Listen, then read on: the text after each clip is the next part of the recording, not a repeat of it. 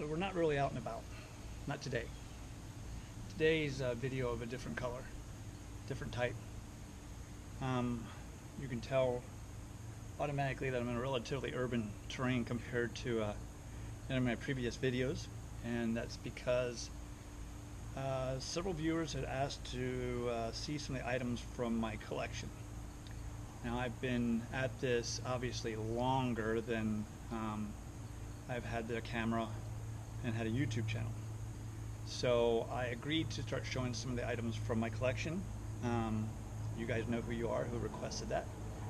And I'm going to show you today one of my items, one of my favorite items. And what I'm probably going to do with these videos is I'm going to cut one of these in on a Thursday, and the following Thursday will be a live find video, and then I'll cut into another item from my collection, and so on and so forth until we have nothing left but live videos to do. So here we go. This item here you've seen. This is a recent find, but I'm showing you this in comparison. Now, I said this is a big bull, probably from a fairly big bull, a modern bison. I started out, this whole quest was started because I wanted to look for a bison skull. The first one I found was a small calf one. And a lot of people told me that they were out there, so I got very motivated and started looking big time. After I found that calf, I was even more motivated. The very next time I went out, and I'd gone out several times, the very next time I went out, I found quite a find. And it pretty much anchored me to going out all the time and looking. So I'm going to introduce you to somebody who I fondly referred to as Bob. And Bob is not a modern bison. Bob is in fact an Ice Age bison. So without further ado, this is Bob. Now, Bob is much bigger, obviously, than that previous bison I just showed you. I wish I could show you both at the same time. Maybe I can manage that. But there's the big bull I found before compared to Bob.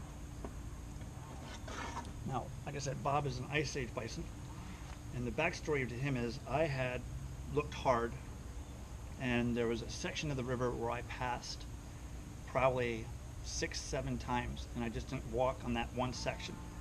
And finally I convinced myself to walk on that section.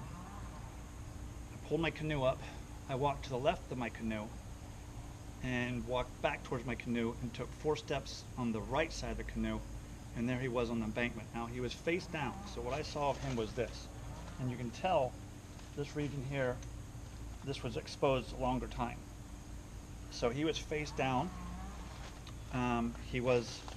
This portion was up the embankment, and the eye socket and stuff were down towards the water. So he was laying reverse of what you're seeing right now for me. His horns were embedded in the dirt, and I dug him up, washed him out, and knew I had quite a find. The interesting story on this is later on I will show you a camelback scraper, which I found in the same spot, maybe about 4 feet away, about a month and a half later. But this is Bob. I have taken a lot of time to preserve him. He still drains and leaks sand out all over the floor from time to time, like he is right now. I can hear it hitting the table. But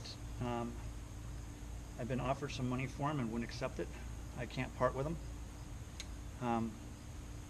He's a good find, a great find. So I want to thank you all for watching today, sticking with me. Next video, like I said, will be a live video next Thursday, and I appreciate everybody sticking with me. At this point, as of the day, since this one's going to be a bit more current, I believe as of today we have 209 subscribers as of right now, which is again pretty amazing. I appreciate every single one of you. I hope you enjoyed meeting Bob, and we'll see you again next Thursday for a live video. Thanks again. Have a good night.